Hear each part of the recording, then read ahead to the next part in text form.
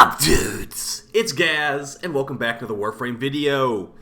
So today we're going over the January dev stream for Warframe, where they basically told us about how Deviri was delayed and refused to elaborate, and also talked to us about the next update, which will be called Citrine's Last Wish. And there's actually a new frame in that update called Citrine.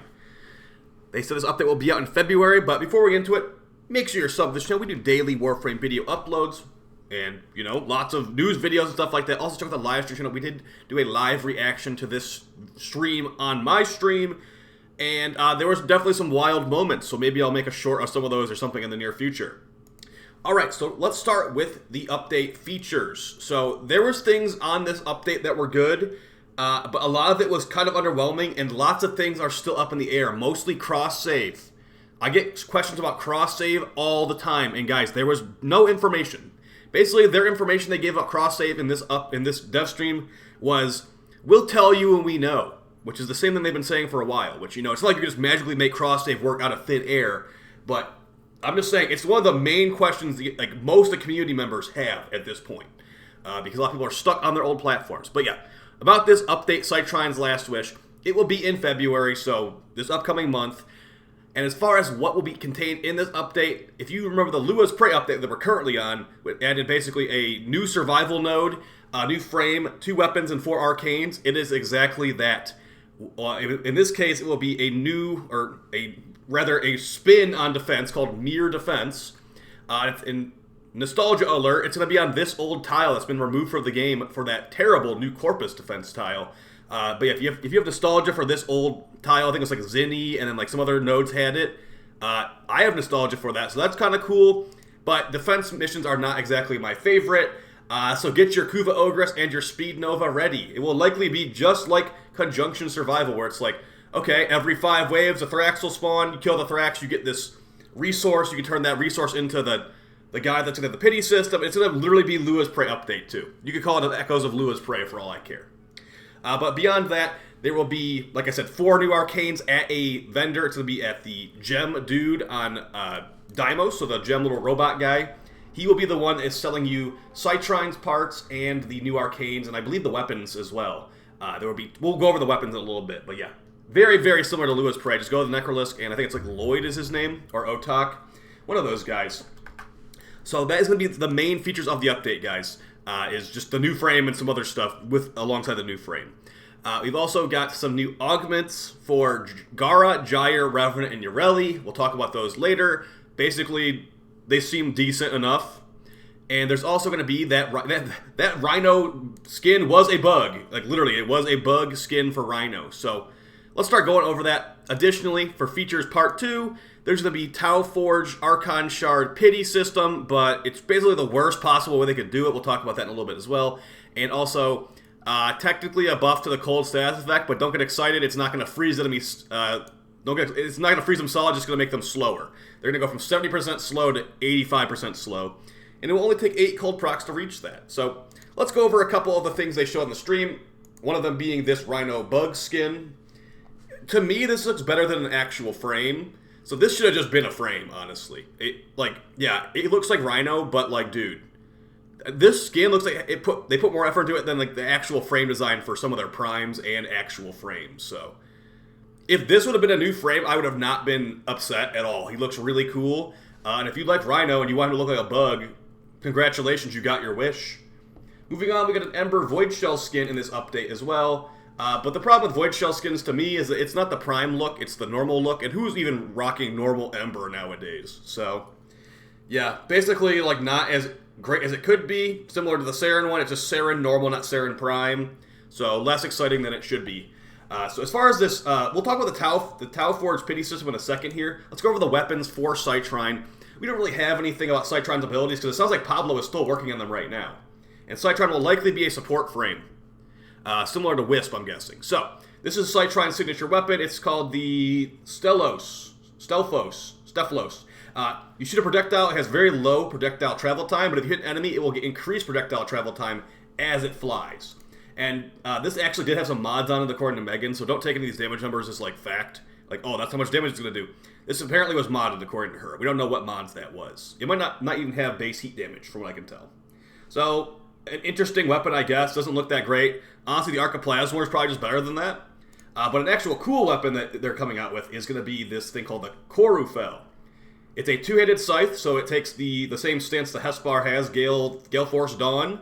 But the heavy attack actually turns it into a gun blade that will shoot out looks like a rather large projectile. And again, it might be modded, so don't take it as like, oh, it has base heat. It might not have base heat. We don't actually know. So that's going to be the main things out of the update, honestly. That's going to be in February. The Citrine's Last Wish. Remember how to say that. Citrine's Last Wish. And basically, Citrine is going to be, if you can see in the picture right here, it's going to be basically female Atlas, I guess I'd call it. Looks a lot like Mag. But yeah, so I was thinking about this. They're making prime frames every 3 months. They're not making new actual normal frames every 3 months. Like we got I think 3 of them last year. So if they're making a new prime frame every 3 months and they're only making 3 frames a year, they're going to eventually catch up with themselves. So I feel like they need to start making new frames even faster. That's why we're hearing about this new frame 2 months after Varuna. Varuna came out in was it December-ish, mid-December or early December? And now we're already hearing about Citrine about 2 or 3 months after that. So they gotta speed it up, I guess. But hope it doesn't reduce the quality level of frames. So I thought Varuna was a pretty high quality frame. But, if they're rushing out Citrine, we'll see. Now, as far as those augment mods, I'm going to tell you what those augment mods did. For Gara, basically exploding her 4th ability will cause enemies that get hit by it and that survive will be debuffed by her 2nd ability, which is, I think it's called Splinter Storm. So, decently good. If an enemy survives your nuke, they will be debuffed and take a ton of damage from your rotating glass stuff, so that could be interesting. For Gyre, basically just more shocks. Get your duration and increased strength when you shock an enemy with her 3 and 4 active. I honestly feel like it should just be a base power for kit, but that's what they end up going for. And for Yareli, while you're on her K-Drive, hitting an enemy with your bubbles will heal your K-Drive, because you didn't know the K-Drive has health as well as DR. Additionally, they're going to be buffing the DR of the K-Drive from, 75 right now to 90 at base. That will not require the augment, apparently. You'll have 90% DR on the K-Drive at base. But you're still on a K-Drive, so who's going to ever even bother? And then the last one is Revenant, an augment for his Mesmer Skin that gives Mesmer Skin stacks to his teammates, just from casting. If you didn't know this, Revenant can already do that, but he can only give 1 Mesmer Skin stack to his teammates by dashing through them with Reeve. So, just sounds completely broken. I mean, Revenant's 2nd ability is actually busted. Enemy shoots you, they get stunned, you don't take damage, you're invincible for 1 second. With this build, 13 charges, that's 13 stacks, 13 seconds of invincibility, and you can recast it very easily. So, just kind of dumb. And I guess I'll just throw it on reduce a mod slot, take off 1 power strength mod to give my entire teammate Mesmer Skin instead. I'll take off Streamline. Who needs efficiency anyway? So yeah. Now let's talk about the Tau Shard pity system. This is the thing I have the biggest problem with, because there has been so many good ideas, not from me only, from other content creators and other players, about this Tau Shard pity system. And what we have to show you today is basically, okay, you do your 1 Archon hunt per week. You didn't get it. Let's make a hypothetical situation, like me this week. I didn't get a Tau Shard last week, and didn't get a Tau Shard this week.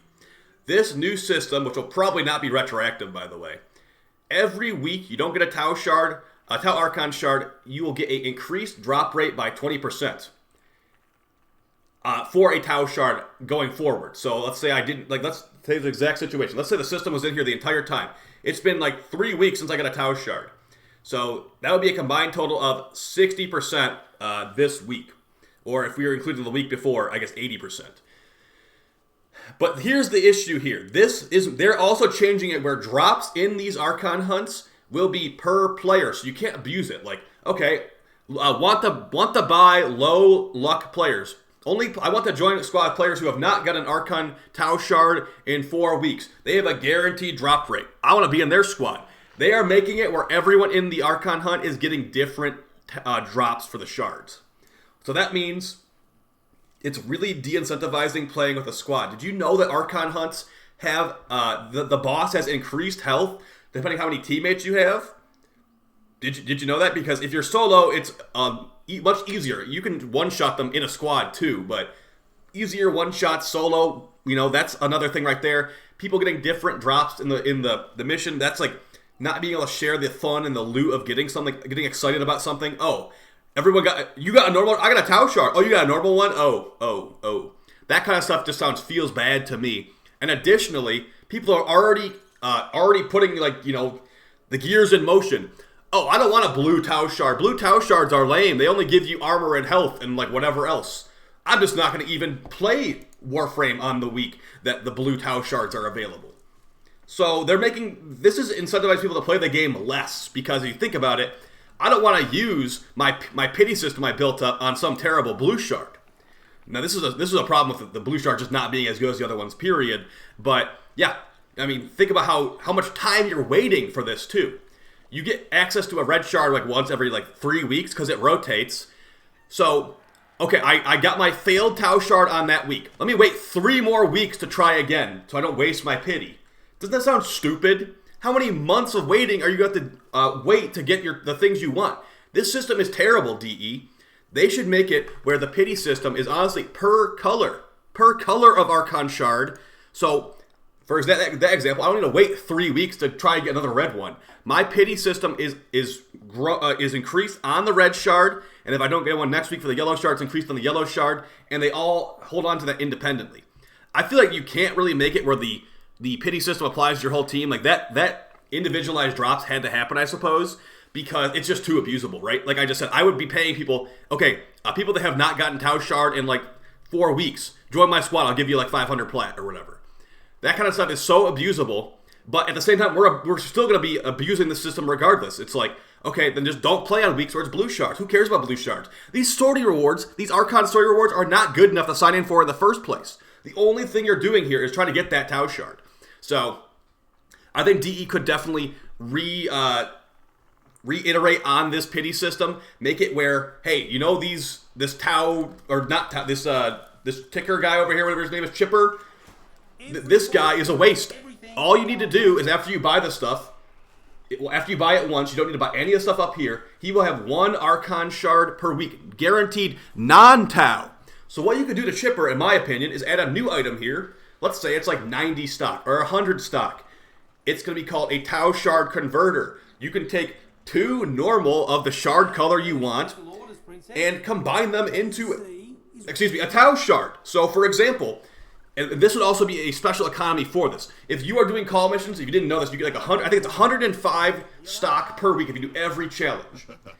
With that 105 stock, it's pretty much not even a choice right now. You just go over here, you buy the shard that Chipper has, and then, you know, you just move on with your day. I guess you technically could buy Archon mods to sell to people, but this idea I have would be adding a choice. Are you going to either buy the normal shard, or are you going to say, screw it this week, I'm buying the Tau Shard Converter with my stock because the stock is so bottlenecked. You would, you'd be 1 shard down, actually technically 3 shards down if you use the converter, but you'd be getting the Tau Shard you wanted and also making call missions, you know, a little bit more incentivized in the long run, because just normal shard is not good enough for most people. You don't like what I got? Yep. I don't like what you got. I'm trying to take it up with somebody, that's for sure. So that was basically the Devstream, guys. We got screenshots of Deviri. We got screenshots of Deviri from the trailer we already had seen before, like years ago. So, in my opinion, not a very good Devstream, as we went from delaying, Deviri being delayed in like November to getting screenshots in January. Now, I'm okay with getting a new frame and all that. At least this is better than nothing, technically. Usually, February is the worst month of the year for Warframe, and they're making it not the worst month of the year technically because we got a new frame, some new arcanes. No idea what the arcanes will be. One of my guesses is, like, you know, we got primary frostbite. Maybe they'll add like secondary frostbite, the exact same arcane but for secondaries, and then vice versa, the electric one for primaries. Blah blah blah. So that's what you get. And by the way, there will be a dev stream with actual Deviri gameplay for real this time in late February. So only 1 more month of suffering and waiting? Either way, lots of things were not discussed. As I said, no self-damage information, no cross-platform trading. They said they're working on it, obviously, so just no news, period. That is basically your dev stream for January of 2023, the first dev stream of the year. I would be lying if I said I actually enjoyed that. I don't know, man. we need Deviri. There's been some leaks about Deviri loot, and I might talk about it in a future video, but for right now, we're just going to leave it with stuff they talk about in the Devstream. Let me know how you guys felt about it. I definitely think that pity system is basically as bad as it could be. I'm glad they added it, but this is 5 months after it came out, dude. It took you 5 months to make plus 20% drop rate every time you mess up, or every time, not even mess up, you have no control over this. Every time you don't get lucky, plus 20%. Reminder, there's only one lever pull per week, and if you eat your pity system, it's like, okay, then nothing even happened. I'm just wasting time. Wasting time trying to get this drop rate up, and then you waste your pity system on a blue you didn't want. It's just really, really dumb. Hopefully they make it per color Tau Shard increased drop rate, not just across the board, because like, people are going to actually skip weeks, dude. They're going to skip weeks. I'm not going to, but, you know, why am I not, honestly? If I don't want a blue Tau Shard, why am I even bothering playing if I'm sacrificing my increased drop rate? So, either way, guys, hope you found the video interesting and helpful. I'll see you tomorrow on stream for the weekly resale. Let's see if we get our Tau Shard. We don't need no pity system. Let's get that Tau Shard 20% drop rate. All right, guys, take it easy. Peace.